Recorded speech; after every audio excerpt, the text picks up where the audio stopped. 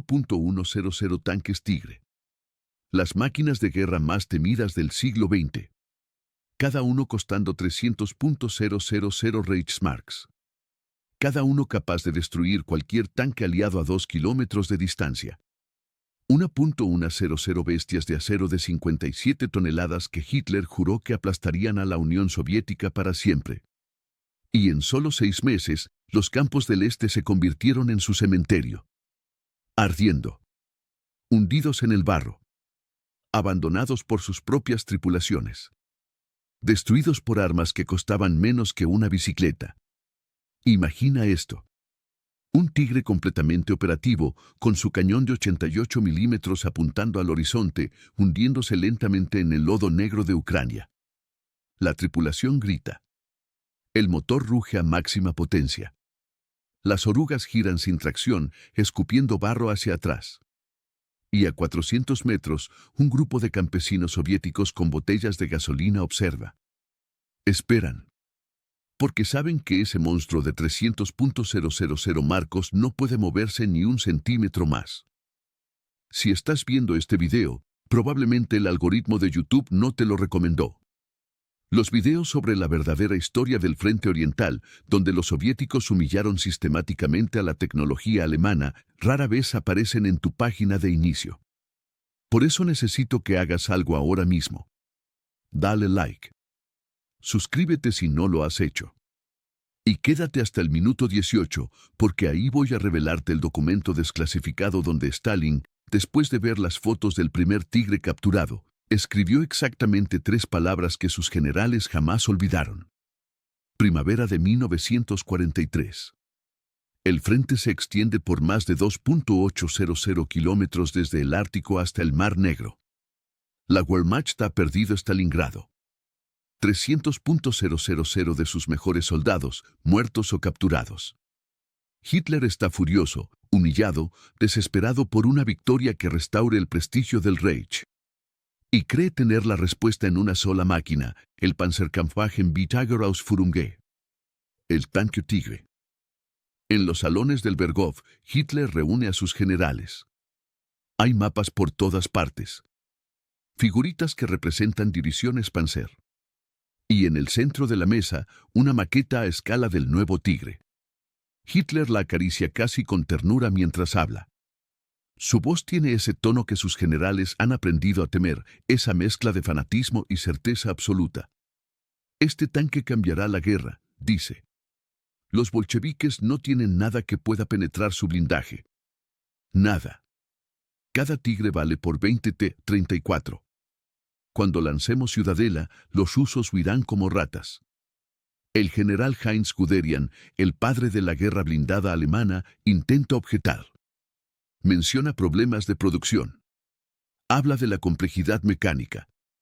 Sugiere que quizás sería mejor fabricar más Panzer IV en lugar de apostar todo a una máquina tan cara y difícil de mantener.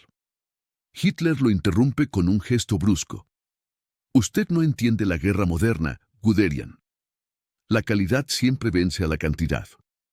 Siempre. Esas palabras. Esa arrogancia ciega.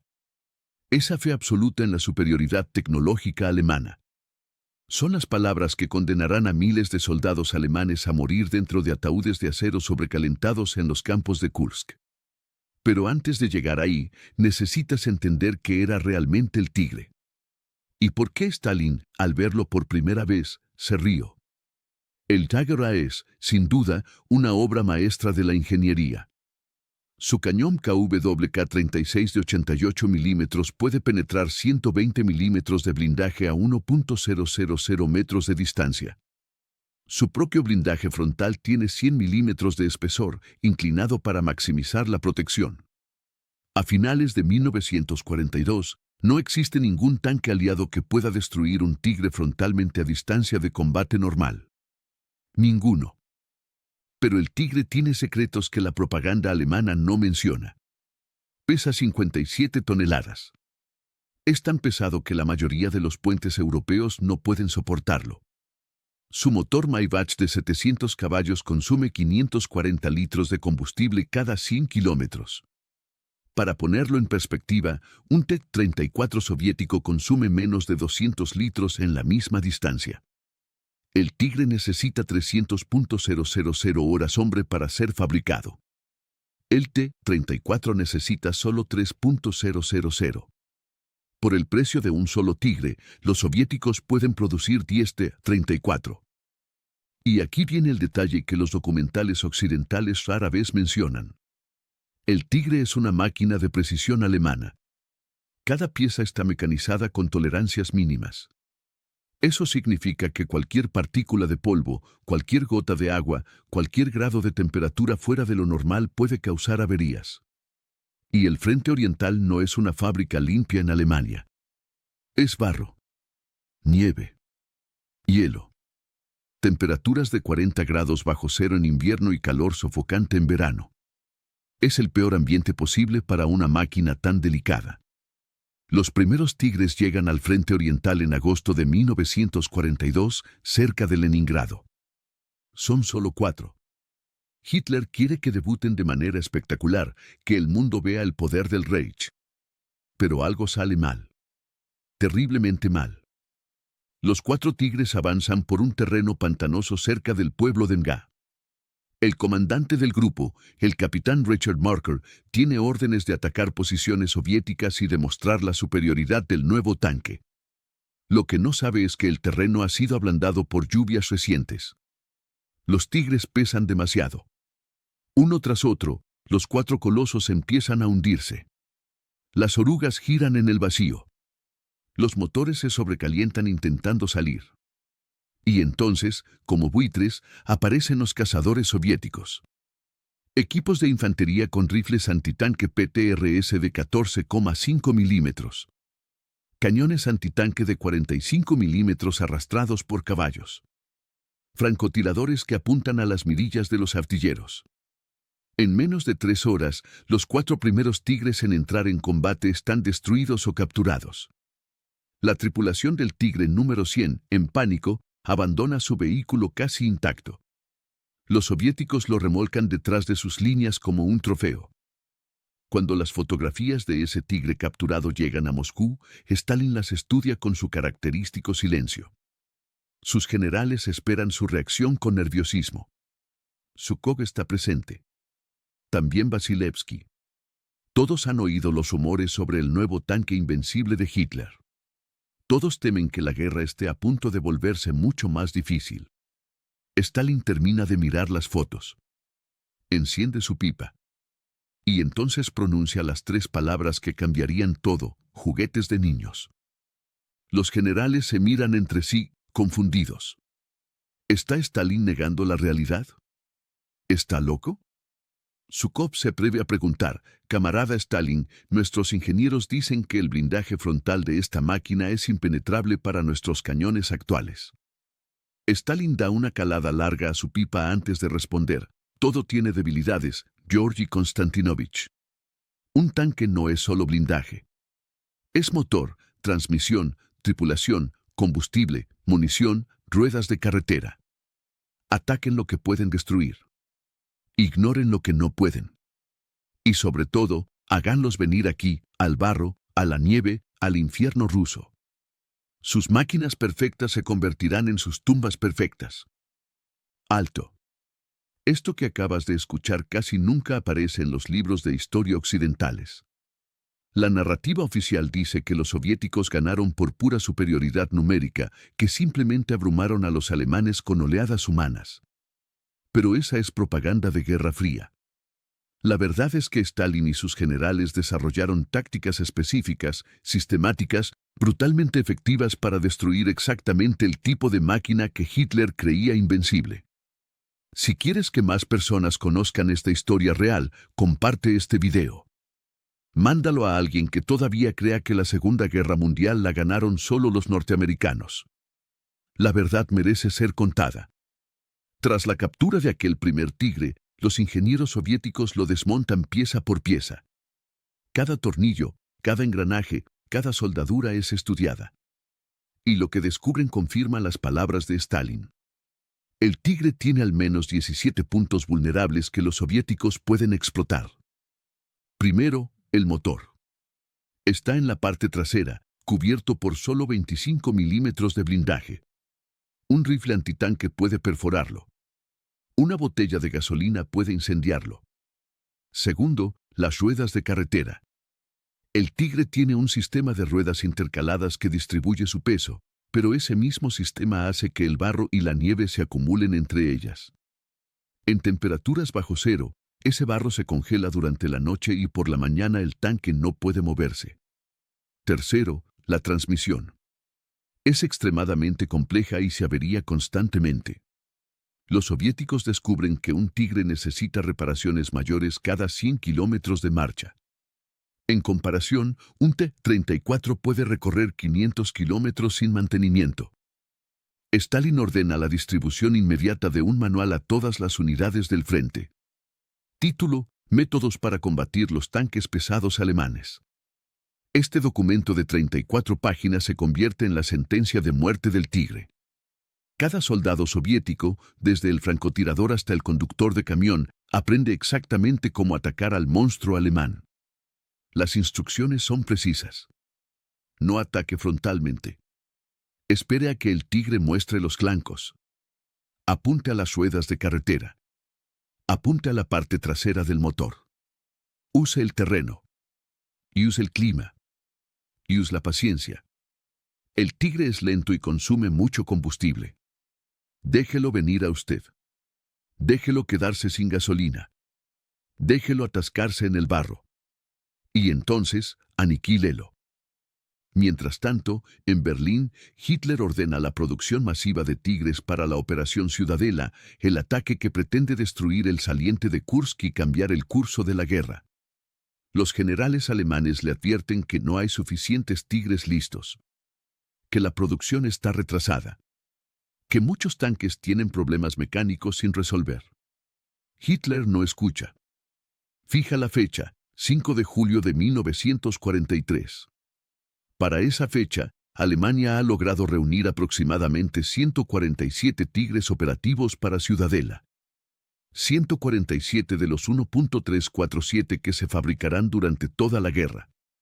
Cada uno de esos 147 Tigres representa una inversión enorme de recursos, materiales estratégicos y horas de trabajo especializado. Hitler los considera su arma decisiva. Los llama Wunderwaffe, armas milagrosas. Pero los soviéticos saben que vienen. Gracias a la red de espías Lucy en Suiza, Stalin conoce los planes alemanes con semanas de anticipación. Sabe exactamente dónde atacarán. Sabe cuántos Tigres tienen. Y ordena algo que ningún general alemán espera: en lugar de atacar primero, los soviéticos esperarán. Construirán el sistema defensivo más grande de la historia militar. Y dejarán que los alemanes se estrellen contra él.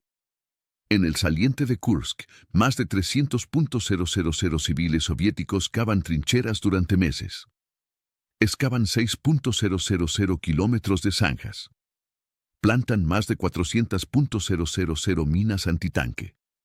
Instalan 6.000 cañones antitanque en posiciones camufladas. Construyen 8 líneas defensivas consecutivas, cada una más fuerte que la anterior. La profundidad total de las defensas supera los 150 kilómetros. Ningún ejército en la historia ha enfrentado algo así. Y hay algo más. Algo que los alemanes desconocen por completo. Los soviéticos han desarrollado un nuevo cañón. El SIS-2 de 57 milímetros, reintroducido específicamente para perforar el blindaje del Tigre. A 500 metros, puede atravesar hasta 140 milímetros de acero. Es el primer cañón aliado capaz de destruir un Tigre frontalmente. Y hay más de 1.200 esperando en Kursk. El 5 de julio de 1943, a las 4:30 de la mañana, la artillería alemana abre fuego. El cielo se ilumina con miles de explosiones. Los Panzer avanzan en formaciones apretadas, con los Tigres al frente como puntas de lanza blindadas. Los comandantes alemanes confían en que su blindaje los protegerá mientras aplastan las primeras líneas soviéticas. Pero algo está mal. Terriblemente mal. A las 4:10, 20 minutos antes del ataque alemán, 3.000 cañones soviéticos abren fuego simultáneamente. Es un bombardeo preventivo que atrapa a los alemanes mientras todavía se forman. El general Hermann Hath, comandante del Cuarto Ejército Panzer, grita por radio: los rusos sabían. Sabían exactamente cuándo atacaríamos. Tiene razón. La inteligencia soviética ha sido perfecta. Y la pesadilla alemana apenas comienza. Los primeros tigres avanzan hacia los campos de minas.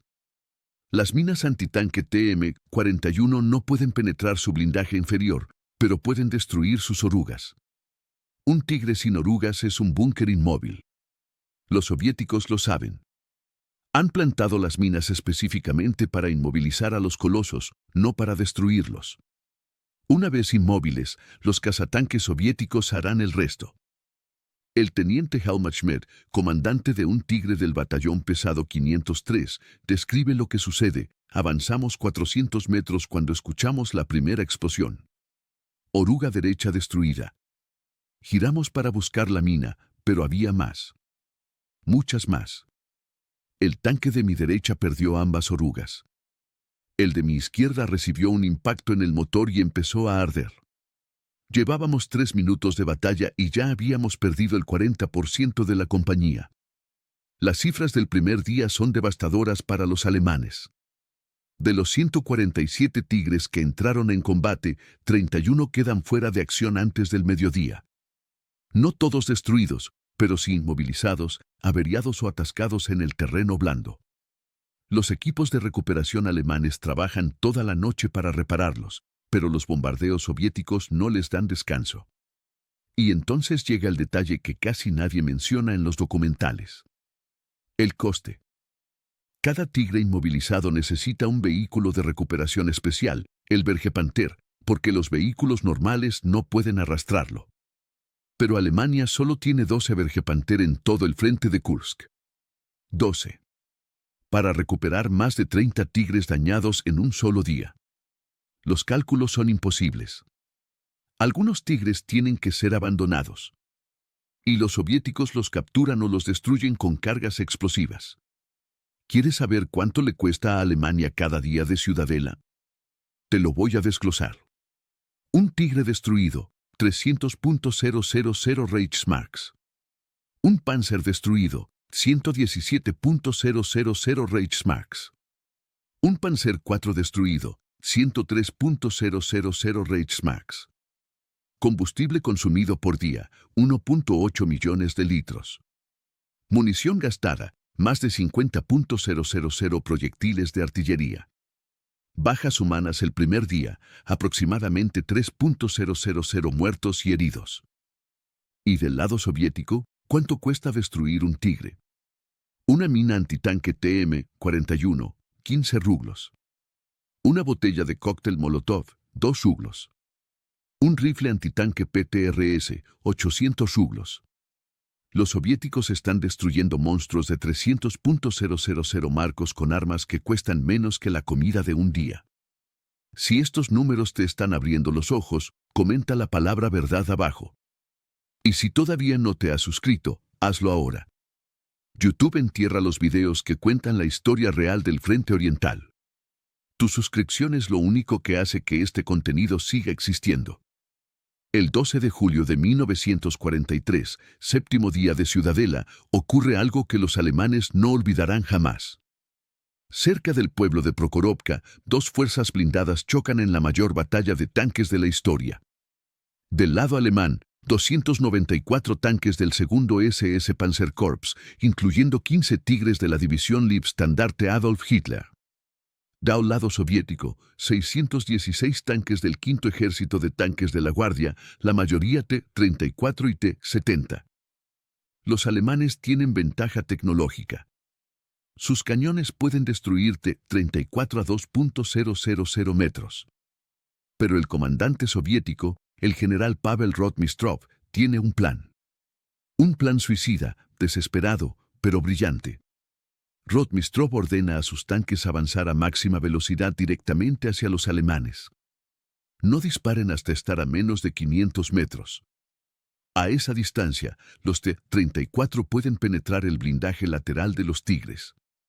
Es una táctica de emboscada inversa. En lugar de esperar, los soviéticos cargan directamente hacia el enemigo, negándoles el tiempo para apuntar con precisión.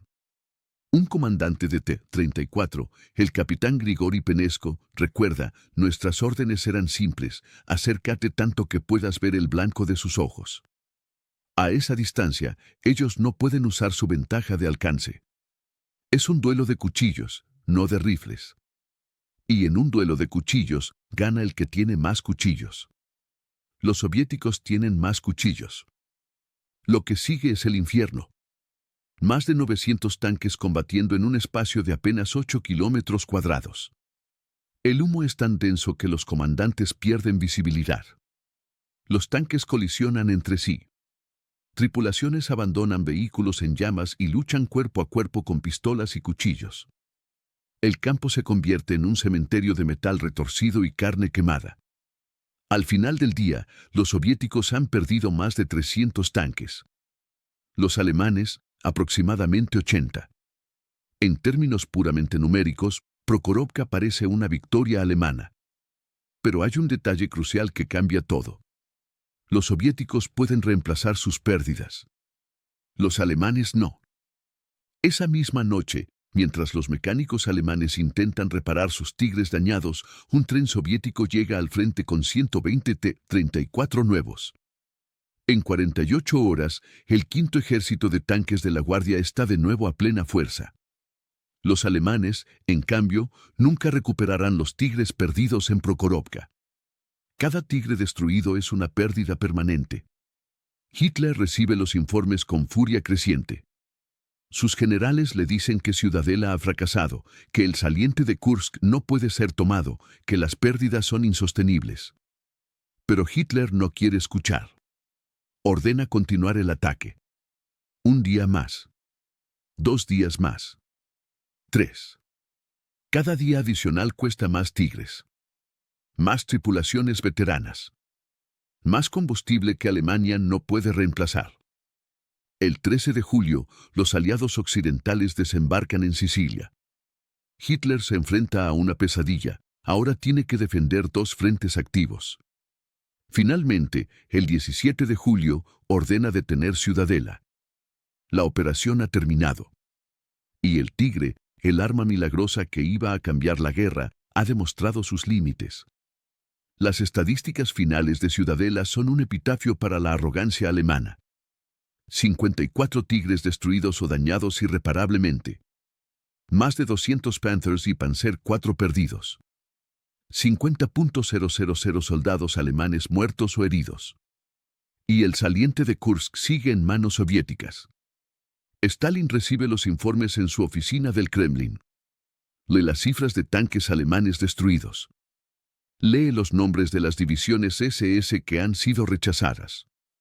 Y entonces dicta un mensaje para sus comandantes del frente: los juguetes de niños se están rompiendo. Ahora, rompan a quienes los trajeron. Pero Kursk es solo el principio. Lo que viene en los próximos 6 meses será mucho peor para el Tigre. Mucho peor. Porque el barro está llegando. Agosto de 1943. El verano ruso comienza a ceder. Las noches se vuelven más largas. Las mañanas traen neblina espesa que cubre los campos de batalla. Y algo más está cambiando. El suelo. Ese suelo negro y fértil de Ucrania que los alemanes llaman Juarserde, tierra negra, está a punto de convertirse en el peor enemigo del Tigre. Los soviéticos lanzan la operación Rumiantsev el 3 de agosto, apenas 2 semanas después de que Ciudadela fracasara. Es una contraofensiva masiva diseñada para recuperar Kharkov, la 4ª ciudad más grande de la Unión Soviética. Stalin ha reunido 980.000 soldados, 2.400 tanques y 12.000 piezas de artillería. Frente a ellos, el grupo de ejército sur alemán intenta defender con las mismas unidades exhaustas que acaban de sobrevivir a Kursk. Los Tigres supervivientes son enviados al frente como bomberos, saltando de crisis en crisis. Pero hay un problema que los comandantes alemanes no pueden resolver. Las lluvias de agosto convierten los caminos en ríos de lodo. Y el Tigre, con sus 57 toneladas de peso, se hunde hasta los ejes en cualquier terreno que no sea pavimento sólido. El teniente coronel Jacint Graf Strachwitz, comandante del regimiento Panzergroßdeutschland, envía un informe desesperado al alto mando: los Tigres son inútiles en estas condiciones. Ayer perdimos 3 máquinas atascadas en un cruce de caminos. Los equipos de recuperación tardaron 14 horas en sacar una. Las otras 2 tuvieron que ser destruidas por nuestras propias tripulaciones para evitar que cayeran en manos enemigas. Solicito permiso para retirar los Tigres restantes a carreteras principales. El permiso es denegado. Hitler insiste en que los Tigres permanezcan en primera línea. Son símbolos de la superioridad alemana. Retirarlos sería admitir debilidad. Así que los Tigres permanecen. Y mueren. No mueren como los alemanes imaginaban, en gloriosos duelos de tanques contra tanques. Mueren de formas patéticas, humillantes. Mueren atascados en el barro mientras la infantería soviética los rodea. Mueren cuando sus transmisiones fallan a mitad de una retirada y tienen que ser abandonados. Mueren cuando se quedan sin combustible porque los camiones de suministro no pueden llegar a través del lodo. Mueren por averías mecánicas que en una fábrica alemana se repararían en horas, pero que en el frente son sentencias de muerte. Un mecánico del batallón pesado 505, el sargento Klaus Weigel, escribe a su familia: el Tigre es una máquina magnífica cuando funciona. Pero aquí nunca funciona. El filtro de aire se atasca con el polvo. La transmisión rechina después de 50 kilómetros. Las ruedas de carretera se congelan por la noche. Paso más tiempo reparando que combatiendo. Y cuando finalmente tenemos un Tigre listo, los rusos ya han avanzado 20 kilómetros. Este es el secreto sucio de la guerra blindada alemana que casi nadie menciona. El Tigre tenía una tasa de disponibilidad operativa de apenas el 60%. Eso significa que en cualquier momento dado, 4 de cada 10 Tigres estaban fuera de combate por averías, no por acción enemiga. En comparación, el T-34 soviético tenía una disponibilidad del 85%. Los soviéticos no solo tenían más tanques. Tenían tanques que funcionaban. Escucha esto. Hay un documento del archivo militar alemán, clasificado hasta 1990, que revela algo asombroso. Durante los 6 meses posteriores a Kursk, el ejército alemán perdió más Tigres por averías mecánicas y atascamiento que por fuego enemigo directo. Más. Déjame repetirlo porque es importante. Las máquinas de 300.000 marcos, los tanques que Hitler llamaba invencibles, estaban siendo destruidas en mayor número por el barro ruso que por los cañones soviéticos. Los soviéticos lo saben. Y lo explotan. Zhukov desarrolla una táctica que sus generales llaman caza de colosos. Funciona así: unidades de reconocimiento soviéticas localizan Tigres atascados o averiados. Transmiten las coordenadas por radio.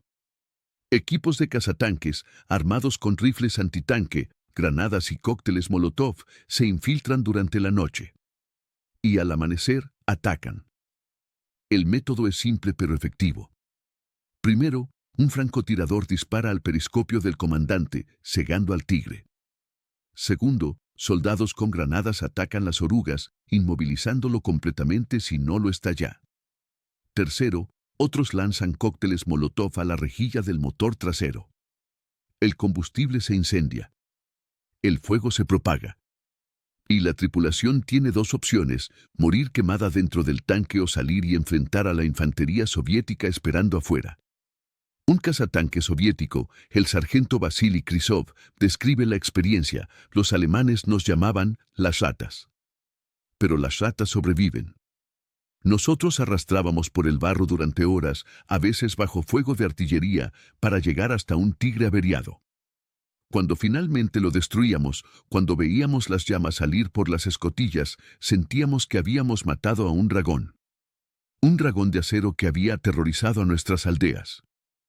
Cada Tigre destruido de esta manera cuesta a los soviéticos quizás 50 rublos en cócteles Molotov y granadas. 50 rublos contra 300.000 Reichsmarks. Es la definición perfecta de guerra asimétrica. David contra Goliat. Y David está ganando. ¿Qué habrías hecho tú si fueras un comandante de Tigre en esas condiciones?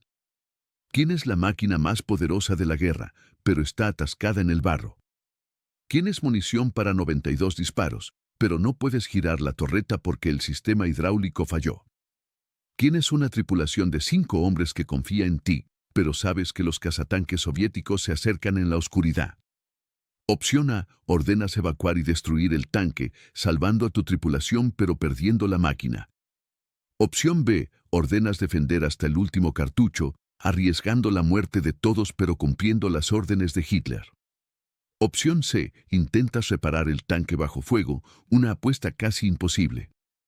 Dime en los comentarios qué habrías hecho.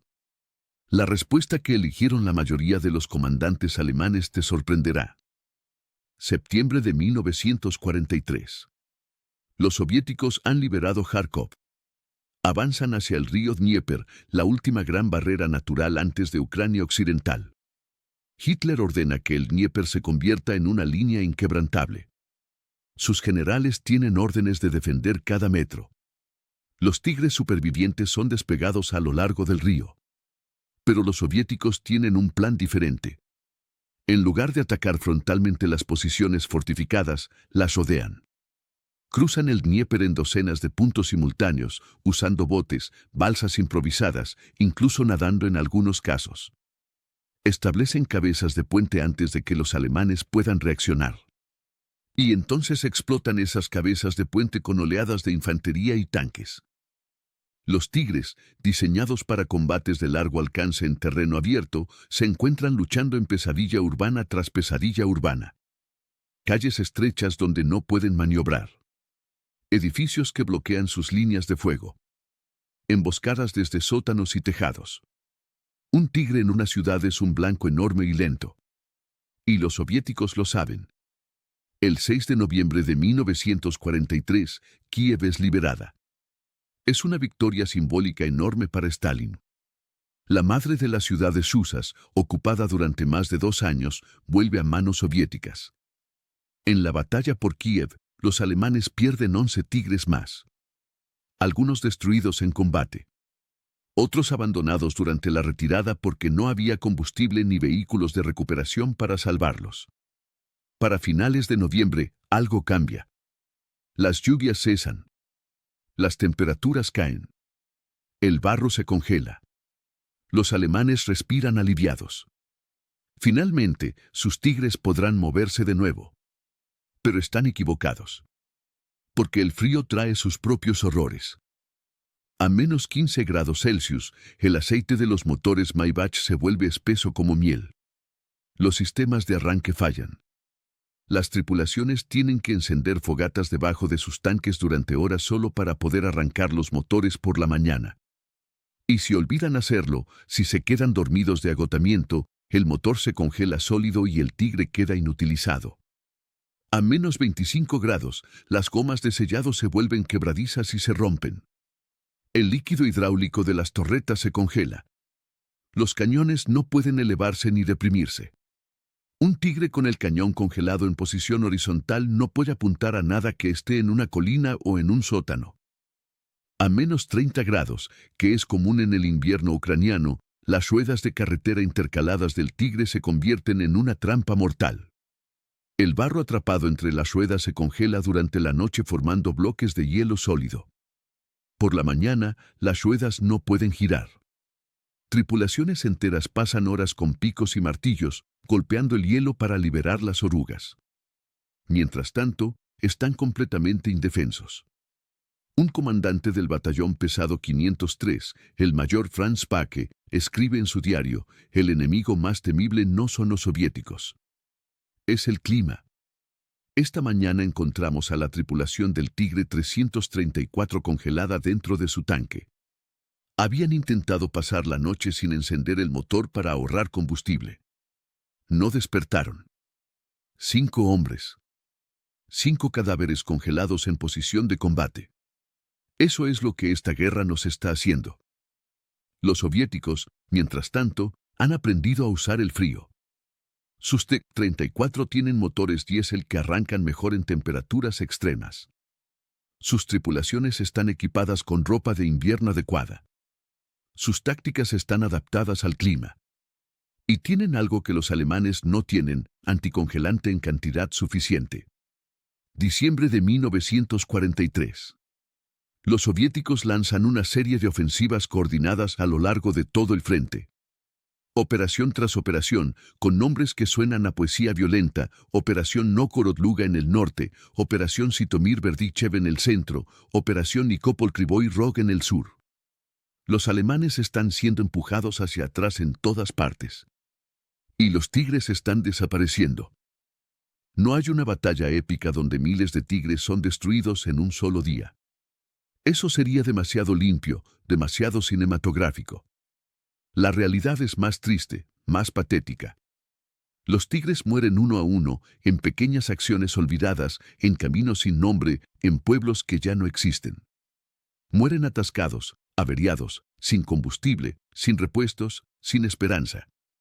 Un informe del OKH, el alto mando del ejército alemán, fechado el 15 de enero de 1944, revela la magnitud del desastre. De los 500 tigres enviados al frente oriental hasta esa fecha, solo 187 permanecen operativos. 313 han sido perdidos. Y de esos 313, solo 98 fueron destruidos por fuego enemigo directo. Los otros 215, más de 2/3 del total, fueron perdidos por averías, atascamientos, falta de combustible o abandono durante retiradas. Déjame repetir ese número porque es importante. 2/3 de los tigres perdidos en el frente oriental no fueron destruidos por los soviéticos. Fueron destruidos por la logística, el clima y la propia incompetencia alemana. Cuando este informe llega a Hitler, su reacción es predecible. Busca culpables. Despide generales. Ordena cortes marciales para oficiales que autorizaron abandonar tigres sin destruirlos primero. Pero nunca, jamás, cuestiona su propia decisión de despegar armas tan complejas en un teatro tan hostil. Y mientras Hitler busca culpables, Stalin planifica el golpe final. Enero de 1944. Los soviéticos preparan la Operación Korsun-Cherkasy, una maniobra de cerco diseñada para atrapar a todo el octavo ejército alemán en una bolsa cerca del río Dnieper. Es una trampa perfecta. Y los tigres supervivientes están dentro. El 28 de enero, 2 pinzas soviéticas se cierran. 60.000 soldados alemanes quedan atrapados, incluyendo el batallón pesado 503 con sus últimos 17 tigres operativos. Los alemanes intentan romper el cerco, pero el terreno está cubierto de nieve profunda y los tigres no pueden avanzar. Lo que sigue es una pesadilla de 3 semanas. Los alemanes dentro de la bolsa luchan desesperadamente. Los tigres disparan hasta agotar su munición. Cuando se quedan sin proyectiles, usan sus ametralladoras. Cuando se quedan sin balas de ametralladora, intentan huir a pie. Pero el cerco soviético es impenetrable. El 17 de febrero, los supervivientes intentan una última ruptura. Los tigres restantes, apenas 6 de los 17 originales, encabezan la columna. Avanzan a través de la nieve bajo fuego constante de artillería. Uno a uno, los tigres caen. Oruga destruida. Motor incendiado. Transmisión fallida. Al amanecer del 18 de febrero, ningún tigre del batallón 503 queda operativo. Las cifras de Korsun-Cherkasy son devastadoras. De los 60.000 alemanes atrapados, aproximadamente 35.000 logran escapar, pero sin vehículos, sin armas pesadas, muchos sin botas siquiera. 18.000 mueren en la batalla o de hipotermia durante la huida. 8.000 son capturados. Y los 17 tigres del batallón 503 se convierten en trofeos soviéticos fotografiados por corresponsales de guerra, exhibidos como prueba de que los monstruos alemanes pueden ser derrotados. Stalin recibe las fotografías de esos tigres capturados y destruidos. Las compara con las que vio un año antes, cuando aquel primer tigre fue capturado cerca de Leningrado. Entonces dijo que eran juguetes de niños. Ahora dice algo diferente. Según el testimonio de Zhukov, Stalin mira las fotos y comenta, los juguetes están rotos. Ahora vamos a romper a los niños que jugaban con ellos. Primavera de 1944. El deshielo convierte otra vez los campos del este en mares de barro. Pero esta vez, los alemanes están en retirada constante. No tienen tiempo para esperar que el terreno se seque. Tienen que moverse o morir. Y los tigres se quedan atrás. Marzo, abril, mayo. Cada semana traen nuevos informes de tigres abandonados. En Ucrania, en Bielorrusia, en los estados bálticos. Tripulaciones que destruyen sus propios tanques con granadas antes de huir a pie. Tigres encontrados intactos por los soviéticos porque sus tripulaciones murieron de agotamiento o enfermedad antes de poder destruirlos. Cementerios de metal alemán que se extienden por cientos de kilómetros. Un oficial soviético de inteligencia, el mayor Alexei Volkansky, recorre los campos de batalla tomando inventario. Su informe, descubierto en los archivos de Moscú en 2003, es meticuloso. En un tramo de 80 kilómetros cerca de Vinnytsia, encuentra 23 tigres abandonados. De esos 23, solo 4 muestran daños de combate. Los otros 19 fueron abandonados por averías mecánicas o falta de combustible. Volkonsky toma fotografías de cada uno.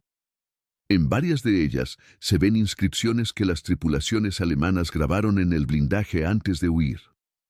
Perdón, camarada tigre. Adiós, bestia de acero. Que te pudras aquí para siempre. Son epitafios escritos por hombres que sabían que estaban abandonando algo valioso, algo que había prometido salvarlos, algo que les había fallado. Junio de 1944. Los aliados desembarcan en Normandía.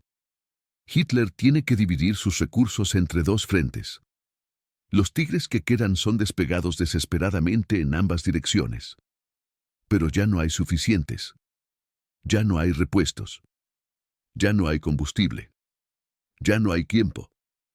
El 22 de junio de 1944, exactamente 3 años después de la invasión de la Unión Soviética, los soviéticos lanzan la Operación Bagration. Es la mayor ofensiva de la guerra. 2.400.000 soldados. 5.200 tanques. 36.000 cañones. El grupo de ejército centroalemán, la misma formación que había conquistado Bielorrusia en 1941, es aniquilado en 6 semanas. Los tigres que participan en Bagration duran días, no semanas. El batallón pesado 505, reconstruido después de Korsun-Cherkasy, pierde todos sus tigres en menos de 3 semanas. El batallón pesado 501 es destruido cerca de Minsk. El batallón pesado 509 desaparece en las bolsas de Bielorrusia. Para agosto de 1944, apenas quedan 150 tigres operativos en todo el frente oriental. 150. De más de 1000 producidos. Y Stalin tiene un último insulto preparado. El 17 de julio de 1944, más de 50.000 prisioneros alemanes capturados en Bagration son desfilados por las calles de Moscú. Es una humillación deliberada, diseñada para mostrar al mundo que la Wehrmacht está quebrada. Entre los prisioneros hay oficiales de las divisiones Panzer, hombres que una vez comandaron tigres, que creyeron en la superioridad tecnológica alemana. Los moscovitas los observan en silencio. No hay gritos. No hay violencia. Solo silencio y desprecio. Y detrás de los prisioneros, camiones de limpieza lavan las calles, como si el paso de los alemanes hubiera dejado una mancha que necesita ser borrada. Un corresponsal británico presente en el desfile escribe, los alemanes marchaban con la cabeza baja. Algunos todavía llevaban insignias de las divisiones Panzer. Parecían no poder creer lo que les había pasado. Un año antes, conducían los tanques más poderosos del mundo. Ahora caminan descalzos por las calles de la ciudad que juraron conquistar. Stalin observa el desfile desde una ventana del Kremlin. Cuando termina, se vuelve hacia Zhukov y dice, ¿recuerdas lo que dije cuando vi el primer tigre? Juguetes de niños. Tenía razón. Y ahora los niños están marchando hacia Siberia. Los números finales del tigre en el frente oriental son un monumento a la arrogancia castigada. De los 1.347 tigres y producidos durante toda la guerra, aproximadamente 1.100 fueron despegados en el este. De esos 1.100, más de 950 fueron destruidos o capturados. Menos de 150 sobrevivieron para ser despegados en otros frentes o destruidos por sus propias tripulaciones al final de la guerra. Y aquí viene el dato final, el más devastador de todos. El coste total del programa Tigre para Alemania fue de aproximadamente 420 millones de Reichsmarks. Por ese dinero, Alemania podría haber producido 4.000 Panzer IV, tanques más simples, más confiables, más fáciles de mantener. Con 4.000 Panzer IV adicionales, la historia del frente oriental podría haber sido diferente. Pero Hitler quiso su Wunderwaffe. Quiso su arma milagrosa. Y los milagros, como la arrogancia, tienen un precio. Si has llegado hasta aquí, eres parte del pequeño porcentaje que quiere conocer la historia real. No la versión simplificada que cuenta Hollywood. No la propaganda que exagera las hazañas de un bando u otro. La verdad, con todas sus ironías, tragedias y lecciones. La lección del tigre es simple. La tecnología no gana guerras. Las ganan las personas, los recursos, la logística, la capacidad de adaptarse. Los soviéticos ganaron el frente oriental no porque tuvieran mejores tanques, sino porque entendieron qué tipo de guerra estaban luchando. Produjeron millones de armas simples y confiables. Entrenaron a millones de soldados para usarlas. Y dejaron que el clima, el terreno y la arrogancia alemana hicieran el resto. Hitler nunca lo entendió. Hasta el final, siguió buscando armas milagrosas. Tigres. Panzers. Cohetes V-2. Aviones a reacción. Cada una más compleja, más cara, más difícil de producir que la anterior. Y cada una llegó demasiado tarde, en cantidades demasiado pequeñas, para cambiar nada. Stalin, en cambio, lo entendió desde el principio. Cuando vio aquel primer tigre capturado, no vio un monstruo invencible. Vio una máquina cara, compleja, vulnerable. Dio una oportunidad. Y la aprovechó. Deu like a este video. No por mí. Por los millones de soldados soviéticos que murieron enfrentando a esos monstruos de acero. Por las tripulaciones alemanas que murieron creyendo en promesas falsas de superioridad. Por todos los que pagaron el precio de la arrogancia de sus líderes. Suscríbete si quieres seguir descubriendo la historia que los documentales convencionales no cuentan. La semana que viene, vamos a hablar de otro mito de la Segunda Guerra Mundial que necesita ser destruido, la supuesta genialidad de Rommel en África, y como un puñado de soldados soviéticos capturados le demostraron que su fama era propaganda vacía. Y comparte este video. Envíaselo a alguien que todavía crea que la tecnología alemana era superior, que los soviéticos solo ganaron por números, que la Segunda Guerra Mundial se decidió en las playas de Normandía. La verdad es más compleja, más interesante y más importante que cualquier mito. 1.100 tigres. 420 millones de Reichsmarks. 6 meses en el barro del este. Y al final, chatarra oxidada en campos que nadie recuerda. Stalin tenía razón. Eran juguetes de niños. Y los niños que jugaban con ellos pagaron el precio. Esa es la historia que casi nadie cuenta. Pero ahora tú la conoces. Y eso te hace diferente. Bienvenido al grupo que busca la verdad, sin importar cuán incómoda sea.